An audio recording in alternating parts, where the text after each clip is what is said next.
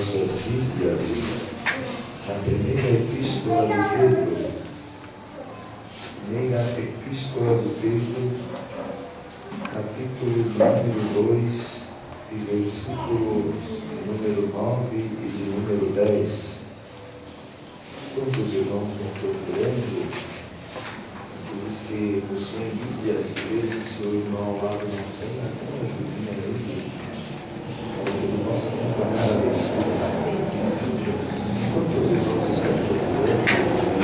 Agradecer a Deus pela sua infinita misericórdia, que é a razão de não sermos consumidos. 1 Pedro, capítulo 2, versículo 9 e 10. A misericórdia do Senhor, que é a razão de não sermos destruídos, é a razão de nós estarmos aqui em cima do mundo. Não estou com este microfone em minhas mãos por merecimento, capacidade ou superioridade, mas porque o Senhor usou de misericórdia. Quero agradecer também ao nosso querido presbítero Ezequiel, então, voluntariamente nos tem convidado para estar aqui nesta noite, juntamente com seu pai, o pastor Daniel. Posso dizer que daquela vez que nós viemos aqui até o presente momento, grandes coisas o Senhor tem feito nesta casa. E grandes coisas o Senhor ainda há de fazer neste lugar. O Senhor é contigo nesta boa obra, pastor Daniel. Quero agradecer ao presbítero dos amigos, nos faz acompanhar, em nome de Deus, a bênção de Deus. Temos cuidado muito do Senhor no ministério, juntamente com o nosso irmão Wallace, com o amigo, o irmão que nós conquistamos aí nesta jornada. Nosso irmão André, que está nos acompanhando com a sua amiga Marcela, também minha namorada Priscila, que nos faz acompanhar. Deus em Cristo vos abençoe por todo o apoio que tem recebido de vós.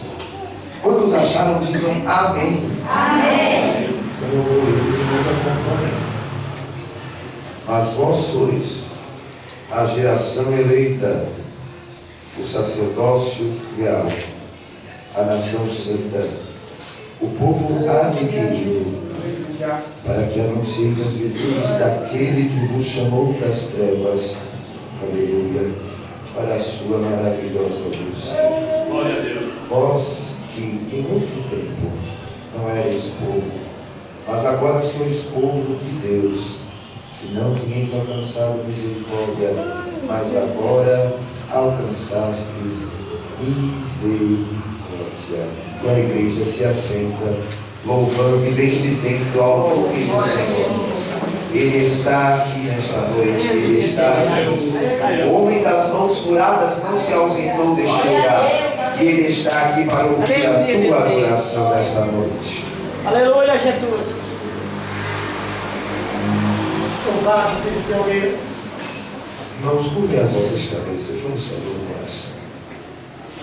Eterno Deus, Criador dos céus e gerador da terra, diante de ti eu me coloco neste momento, Senhor, como arauto da tua palavra, como pregoeiro da tua vontade, Senhor eterno. Senhor, a tua presença já enche a casa, a fumaça da adoração já preencheu o ambiente e a tua glória já se manifestou neste lugar. Ó Senhor eterno, eu te peço neste momento que o Senhor não me desampare nesta pregação, mas que diante do teu trono, Senhor, o Senhor possa semear brasas de fogo vivo tiradas do teu altar nesta casa, e que esta casa e que estes que me ouvem possam ser preenchidos pela tua glória. Mais uma vez é o que eu te peço em nome de Jesus. Glória a Deus. Meus irmãos, dentro da Bíblia Sagrada, dentro da história da Bíblia Sagrada, nós percebemos que o nome é algo de muita importância, tanto que quando alguém nascia recebia um nome, e esse nome tinha um significado profético. E quando Deus chamava alguém, quando Deus chamava e fazia uma promessa a alguém, Deus sempre modificava esse nome. Foi assim com Abraão, que foi chamado de Ur dos Caldeus como Abraão, ele teve o seu nome modificado para Abraão. Foi também assim com Jacó, que foi chamado como Jacó. E como Jacó, ele abençoava todo mundo. Como Jacó, ele era uma bênção na casa de Labão, multiplicou o celeiro de Labão. Mas quando Deus quis abençoar a Jacó, ele muda o nome de Jacó para Israel. Foi assim com vários outros personagens da Bíblia Sagrada. O filho de Jacó nasce como Benoni, que significa filho da dor, filho da lamentação. Mas Jacó não gosta desse nome, porque esse nome é ruim, esse nome é mau. Benoni, filho da dor, não. Ele fala assim: o seu nome vai ser Benjamim, filho da minha mão direita, filho do meu poder, filho da minha força. Por que se modificava o nome? Porque o nome era a identificação, o nome era a identidade. Você era conhecido, como é até hoje, pelo seu nome, e o seu nome dizia quem você era na presença de Deus. E o ministério de Jesus não foi de maneira diferente. No ministério de Jesus, Jesus chamou 12 discípulos. E dentre eles havia um cujo nome era Simão. Simão era um pescador. E a fama de Simão não era uma boa fama. Simão era conhecido por ser um homem esquentado. Simão era conhecido por ser um homem cabeça dura. Simão era aquele explosivo. Simão era conhecido como o esquentadinho. Quando ele estava feliz, ele estava muito feliz. Quando ele estava bravo, ele estava muito bravo. Ninguém queria estar perto de Simão quando Simão estava nervoso. Simão era aquele que falava primeiro e pensava depois. Agia primeiro e pensava depois. Simão era um homem irritadiço. Ninguém queria estar perto de Simão. Simão era desagradável. Mas acontece que Simão tinha um irmão. E o nome desse irmão era André. Os dois moravam numa cidade chamada Cafarnaum. E tinham por profissão a pesca. Os dois eram pescadores. Um dia André, que o texto nos dá a entender que era um menino mais novo, chega para Simão e fala: ei Simão, eu descobri uma novidade. E Simão pergunta para ele: qual é a novidade que você tem para mim, André?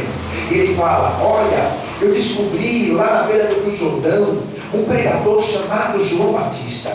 E João estava um dia pregando quando chegou um homem, um jovem lá da Galileia, um jovem lá de Nazaré. E quando este jovem entra no culto de João, João aponta o dedo na cara dele e fala assim: eis o Cordeiro de Deus que tira o pecado do mundo. Quando eu vi isso, Simão, eu descobri que aquele jovem, que o nome dele é Jesus, era o Messias. Então eu vim aqui para te levar para conhecer o Messias. Aí vai lá, André, pegaram na mão do seu irmão. O irmão falou: você está me arrastando para uma enrascada, você está me levando para um lugar errado. Mas quando ele chega lá, e Jesus olha para ele, o olhar de Jesus, que é o mesmo olhar do mesmo Jesus que está aqui esta noite, foi além da aparência, foi além da fama de briguento de Simão, foi além da fama de encrenqueiro de Simão, foi além da fama de nervosinho de Simão. Penetrou na divisão da alma e do espírito, viu um caráter de pedra e chamou este caráter para fora e falou: até hoje você era Simão, mas hoje o teu nome é Pedro. Bendito é o nome santo do Senhor. E não é diferente nos dias de hoje. Deus está olhando para você, jovem. Deus está olhando para você, irmã. Deus está olhando para você, varão e obreiro que me escuta aqui na minha retaguarda, e está dizendo assim: eu vou além da aparência. Hoje eu vou mudar teu nome, hoje eu vou mudar a tua identidade.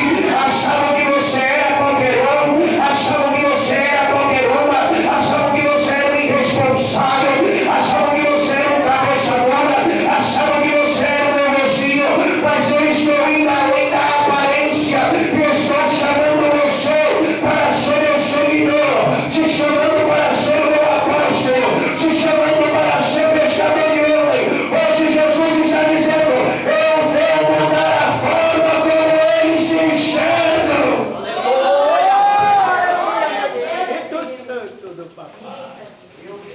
Aleluia. Glória a Jesus. Aleluia, Glória a Deus. aleluia, bendito é o nome do Senhor. Glória, glória a Deus. E Simão, que agora se chamava Pedro, começa a andar com Jesus. E para onde Jesus ia, ele levava Simão junto. Morre a filha de Jairo. Quando vão chamar Jesus, Jesus fala: quem vai entrar comigo é Pedro, Tiago e João. Acontece que Jesus precisa pregar em Cafarnaum. Ele vai pedir o barco de Pedro. Tudo que Jesus ia fazer, ele queria Pedro do lado dele. Por quê? Porque ele estava ensinando Pedro. É assim a nossa vida, irmãos. Nenhum ministério se constrói sem aprender. Nenhuma promessa se cumpre sem você aprender. Nenhuma promessa de Deus te alcança se você não sentar para aprender. E o Senhor está dizendo: eu quero que você aprenda. O meu Espírito Santo está ministrando ao teu coração para que você aprenda. Aprenda o que? Aprenda a me amar. Aprenda a amar o teu irmão. Aprenda a entrar, aprenda a sair, aprenda a falar, aprenda a descer, aprenda a subir, aprenda a entender a minha vontade. O Senhor quer que você aprenda. Glória a Deus. Glória a Deus. E Jesus foi ensinando a Pedro. Mas Pedro era a cabeça dura, não entendia a vontade de Jesus. Jesus um dia chama os seus discípulos para o monte, Pedro, Tiago e João. E subindo ao monte, lá ele se manifesta em toda a sua glória, em toda a sua majestade. Pedro, cabeça dura, fala sem pensar, fala assim: vamos fazer aqui um centro de adoração. Vamos fazer uma tenda para você, uma tenda para Moisés e uma tenda para Elias. E Jesus fala para ele: não, filho, este é meu filho amado. Deus brada: este é meu filho amado, em quem me comprazo. Aí ele ouviu isso. E Jesus começa a mostrar que ele era o Messias para Pedro. Pedro começa a aprender de Jesus. E aí os anos vão passando. O primeiro ano passa, o segundo ano passa, e no terceiro ano Jesus chama os seus discípulos para cear.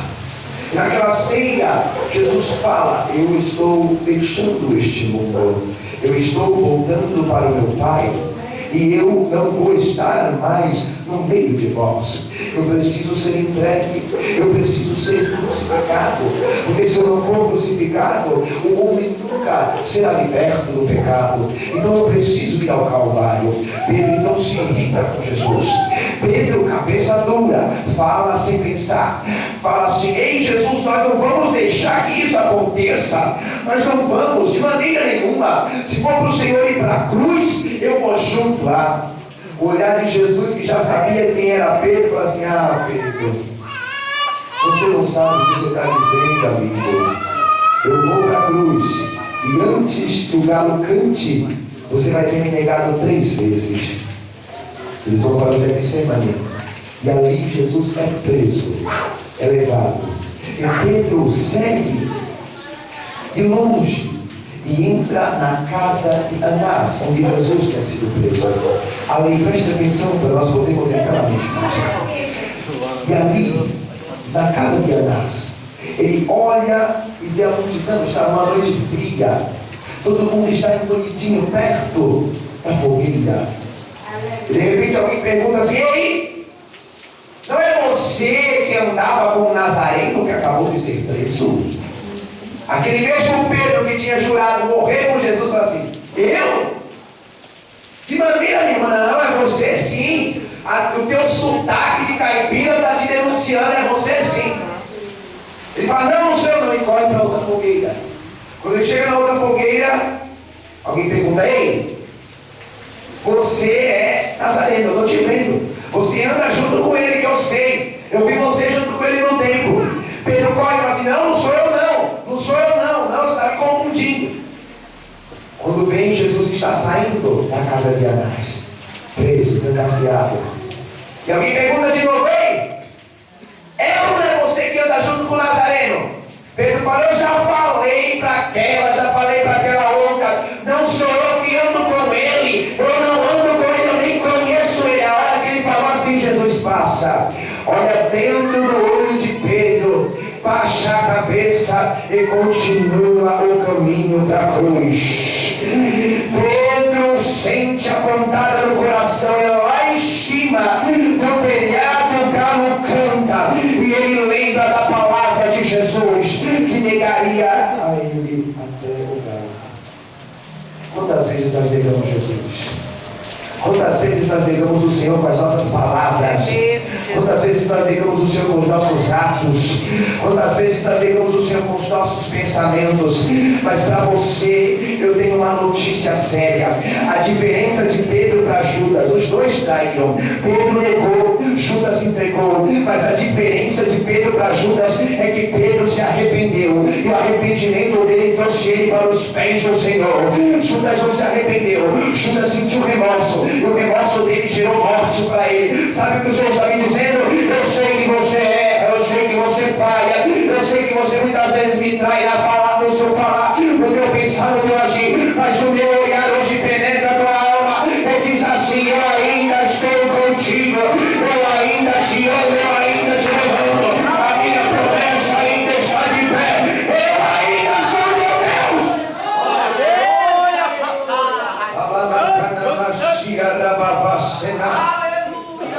Jesus ressuscita, o tempo passa. Jesus ressuscita depois de 3 dias, chama os discípulos, reconcilia com Pedro, chama Pedro para o amor, para o carinho, sobe ao Pai e fala para eles: espera, até que logo você já viu vestido de poder. Pedro vai para Jerusalém com os 12. Ora, meu Deus, o dia de Pentecostes acontece, nós somos filhos desse dia. Cheios do Espírito Santo, os discípulos começam a propagar o Evangelho pelos 4 cantos da terra, e lá estava o Pedrão, lá estava o cabeça dura de Cafarnaum, lá estava o homem que foi transformado e que teve a sua identidade alterada diante do Senhor pelo seu nome que foi trocado. Lá estava ele no meio, os anos foram passando, o cabelo de Pedro vai se embranquecendo, as rugas do seu olho começam a se cavar, a sua pele morenada no sol começa a se enrugar, a sua mão fraca já de puxar redes calejadas começa a se enfraquecer. Pedro já é um idoso, Pedro já é um homem que sente os temores da sua idosidade, da sua velhice. Não é mais aquele homem robusto que estava em Cafarnaum, agora é um homem quebrantado, açoitado pelas provações, açoitado pelo tempo, porque já disse o autor de Eclesiastes: lembra-te do teu Criador no dia da tua mocidade, porque vai acontecer ele passar, os teus cabelos vão se embranquecer, os teus dentes vão se enfraquecer, as tuas pernas vão se enfraquecer. Lembra deles. E quando for passando o tempo, de repente um dia Pedro se lembra da sua história, e aí ele chama Silvano, porque ele não sabia escrever grego, ele chama Silvano e fala assim: Silvano, escreve aí: mas vós sois a geração eleita, o sacerdócio real, a nação santa, o povo adquirido. Ele falava: eu já fui qualquer um, eu já estive lá na beira do mar, sendo só mais um pescador, mas ele me chamou a catar. Ele te chamou a rabater que suremerradai. Ele te chamou a canaco e a rabafinaia. E ele diz assim: vós sois a geração eleita. O que é eleito? Ele é escolhido. Eu tenho opções e eu escolhi aquele. Deus podia ter escolhido o Joãozinho, mas ele escolheu você. Ele podia ter escolhido a Aninha, mas ele escolheu você. Ele podia ter escolhido a Marieta, mas ele escolheu você. E se ele te escolheu, ele garante a escolha que ele faz. Se ele te escolheu, é porque ele está no controle da escolha que ele fez. Ele fala assim: não foi você que me escolheu, fui eu que te escolhi. E se ele escolheu, ele garante. Se ele escolheu, ele garante.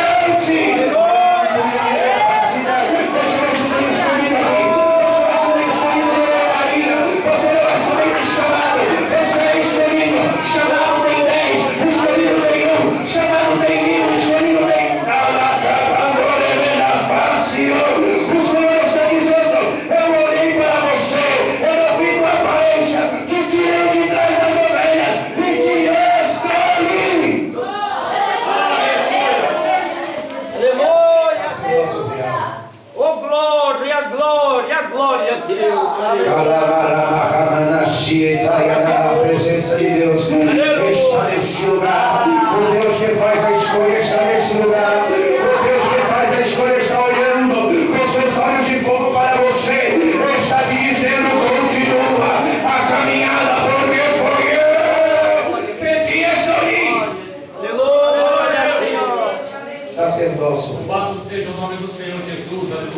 Sacerdócio. O que é sacerdócio?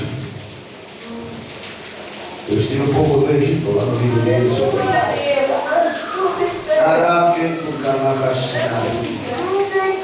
Esse povo começa a ouvir a lei de Deus por Moisés. Eu vi a Moisés estar no monte, mostrando para todos. Glória a Deus. Glória, papai do céu. Glória. Eu via Deus revelar para Moisés no monte. Esse povo precisa de um contato comigo. Então vamos pôr um sacerdote. Sacerdote é o homem que dá o contato de Deus. Sabe qual é o contato de Deus lá na tua família? É você. Sabe qual é o contato de Deus lá no teu trabalho? É você. Sabe qual é o contato de Deus lá na tua escola? É você. Sabe qual é o contato de Deus lá no meio da tua vizinhança? É você. É você o 90 do céu. É você quem Deus escolheu para ser o pronto socorro. Olha, papai.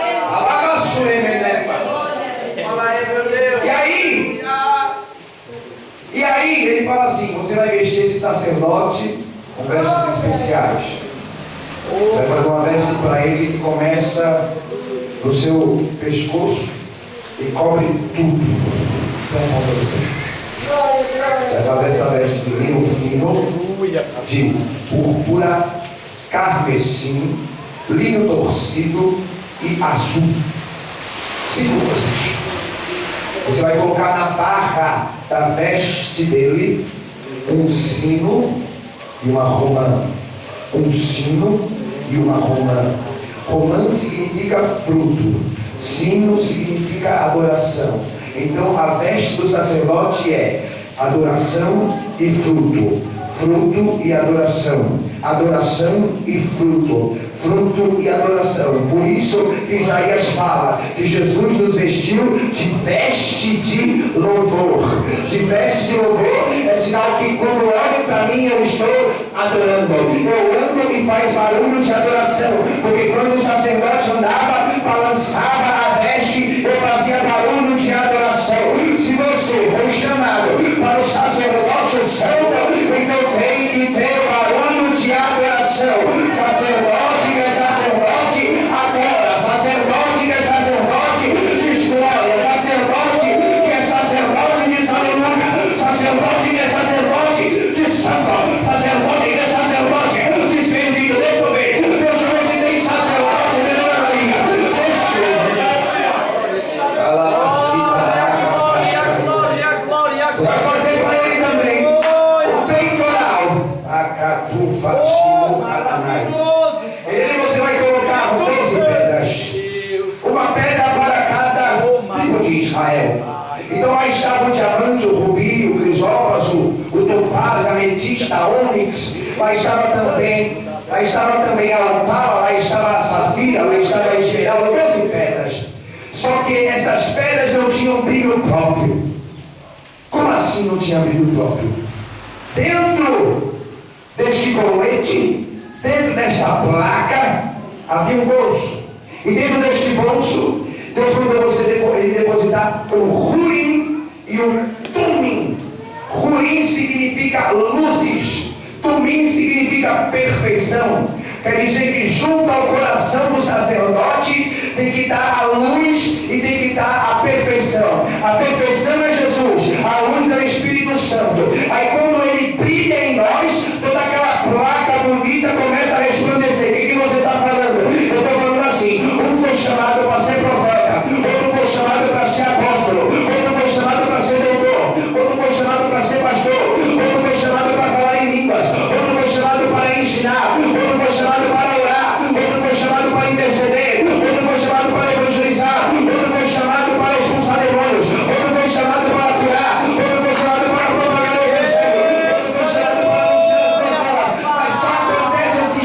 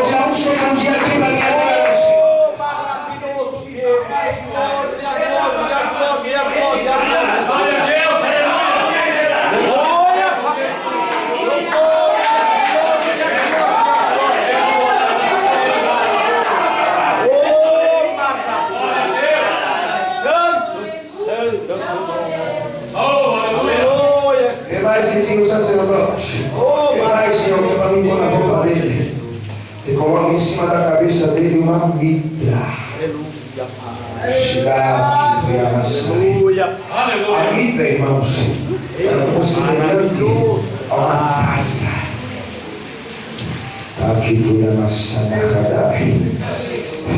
E para que era essa taça? Porque quando ia consagrar o sacerdote, ele se colocava de joelho. Vinha alguém e derramava azeite e começava a encher a taça. Olha.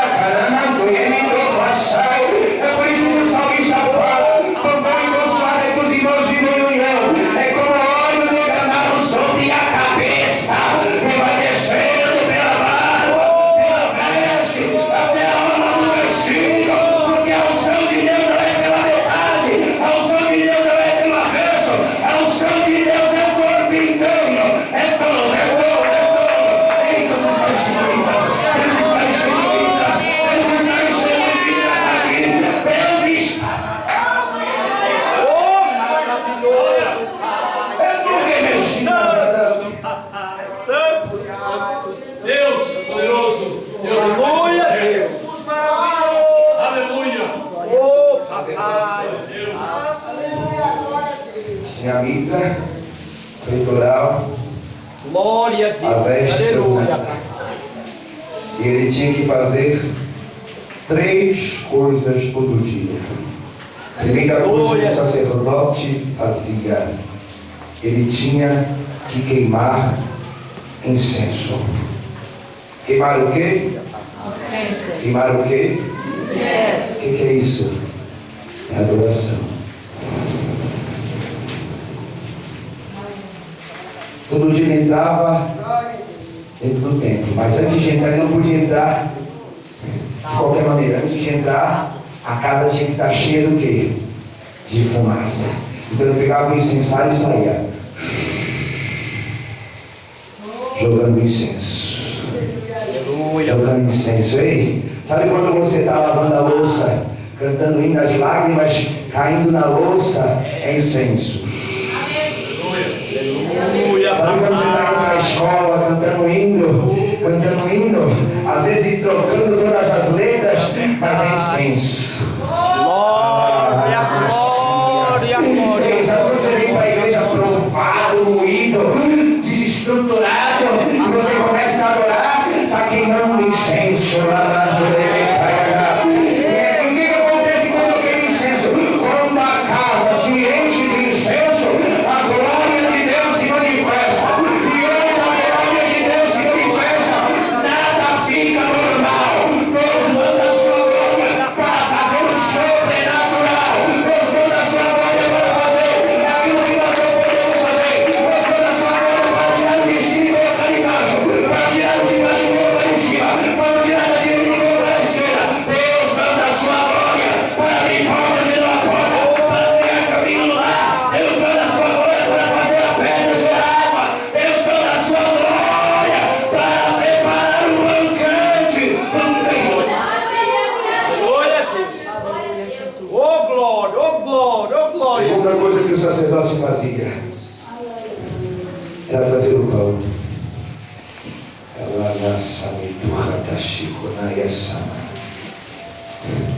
Era trazer o pão. 12 pães. Sabe o que é o pão? É a intercessão. Aleluia, papai. Sabe o que Deus está me falando aqui, Ezequiel? Que Deus está levantando uma mocidade de intercessores aqui. Oh Deus. Eu estou vendo esses jovens orando por mim. Eu não sou responsável para pregar, eu prego aquilo que Deus me manda. Mas Deus está me mostrando esses jovens com a mão estendida e Deus curando enfermidades aqui. Sabe o que eu estou vendo? Eu estou vendo estes jovens com as mãos estendidas e almas vindo aqui para frente do altar. Eu estou sentindo a presença de Deus para falar isso aqui. Eu estou vendo estes jovens com o panfleto na mão evangelizando estas ruas. E Deus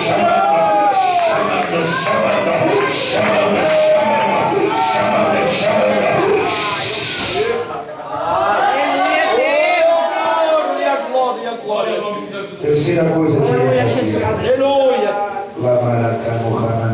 Aleluia. Fique de pé para mim. Aleluia. Terceira coisa que ele fazia. Glória a Deus. Aleluia, papai. Santo, santo Deus. Graças a Deus. Louvado O seja sacerdote voltava de manhã na cidade. Ele ia lá no altar, tirava a lenha velha, tirava a cinza,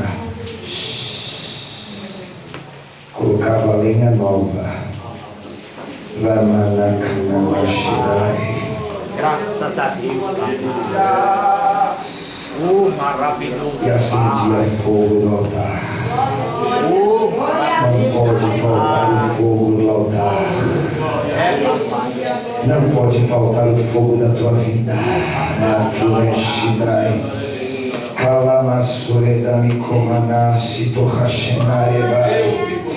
Posso chamar esses jovens para orar por eles aqui?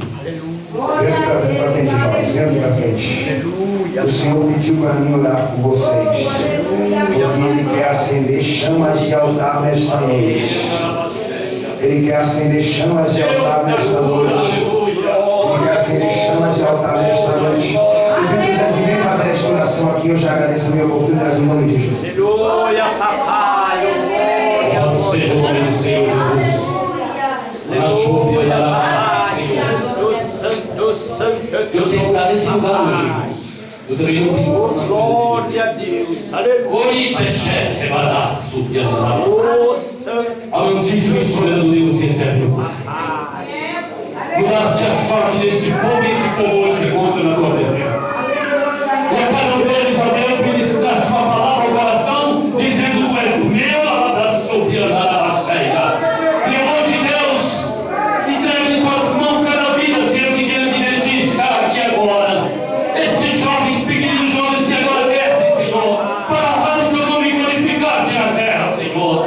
Abençoa, Deus Pai Todo-Poderoso, dando dom, Senhor Deus, dando, Senhor Deus, e fazendo prodígio de maravilha no meio deles. Ministrando, Senhor Deus, palavras que venham edificá-los e fortalecer no poder do teu Espírito, ó Deus. Achou e me faz olhando a baixaria, cumprir o teu propósito, ó Deus, na vida de cada um deles, porque cada um, Deus, é ministrado a tua palavra, Senhor, e de maneira diferente cada um a recebe, Deus, naquilo que necessário é, para a glória do teu santo nome, Senhor. Ó Jesus amado, eu passei em meio deles e coloca tuas mãos poderosas sobre eles agora, ó Deus, para que se manifeste a tua glória, Jesus, e que seja renovada, Senhor, cada um desses jovens, Senhor, que nesse lugar hoje se purifica estar na tua presença. Em nome de Jesus Cristo, em nome de Jesus Cristo, receba a graça, receba, Senhor, uma porção daquilo que é necessário para caminhar e marchar sobre a terra. Em nome de Jesus Cristo, eu profetizo a bênção, em nome de Jesus. Receba, em nome de Jesus.